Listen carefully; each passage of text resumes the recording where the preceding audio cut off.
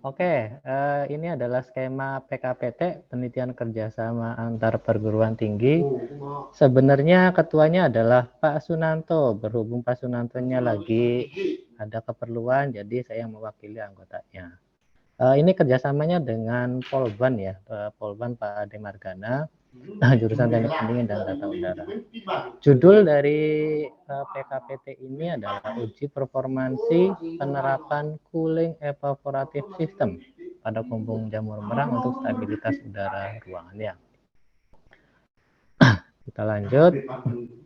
Nah, yang melatar belakangi kita dalam melakukan penelitian ini adalah yang pertama, temperatur yang optimum dari jamur merah itu sebenarnya adalah kisaran di 22 sampai 35 derajat Celcius.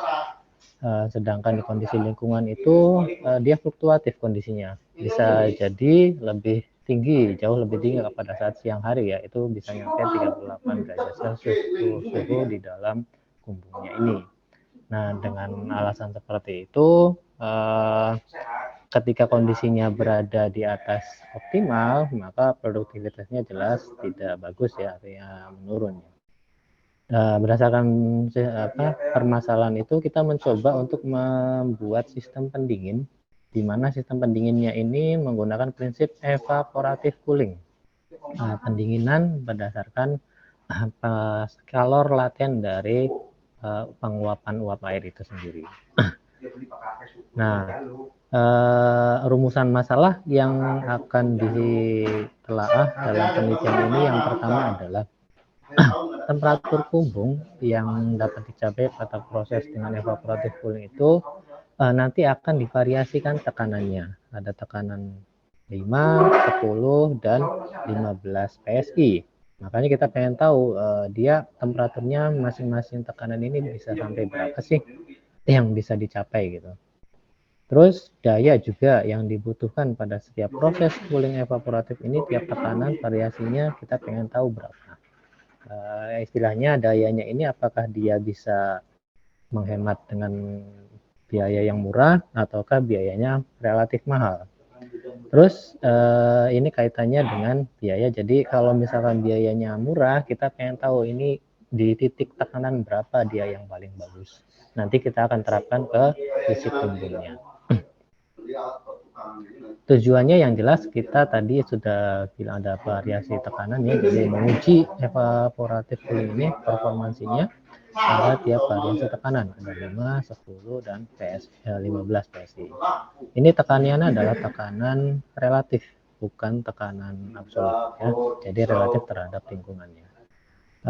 Efektivitas juga perlu diketahui tadi supaya kita bisa menerapkan dengan biaya yang cukup murah, tidak terlalu mahal. Jadi kalau biayanya mahal kita terapkan ke kumbung jamur mungkin agak ribet juga, dari sisi petani mungkin agak keberatan.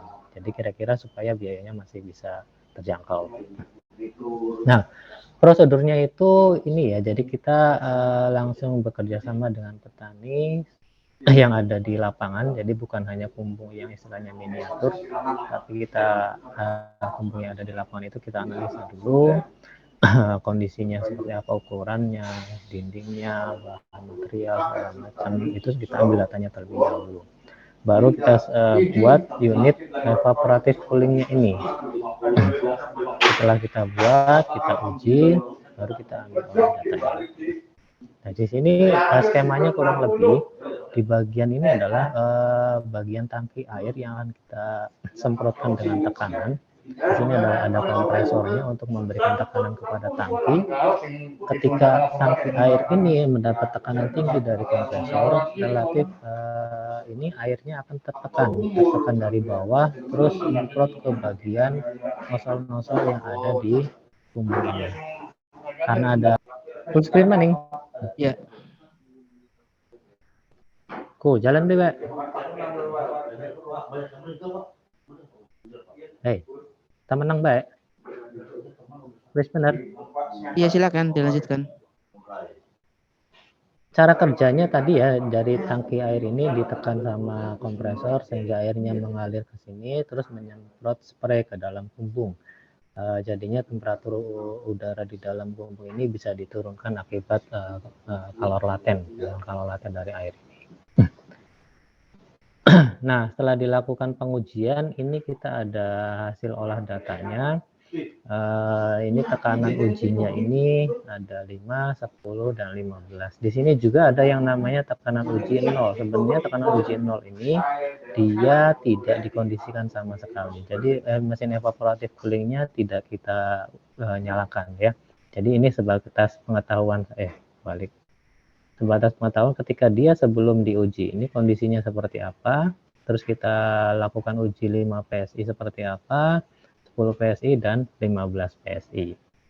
Ini yang kita olah datanya itu mulai dari waktu pengujian, temperatur rata-rata, ruangan, terus RH rata-rata, massa air yang terpakai, terus laju aliran massa air spray, sampai ke titik ini, ke titik biaya operasional dalam 1 bulan.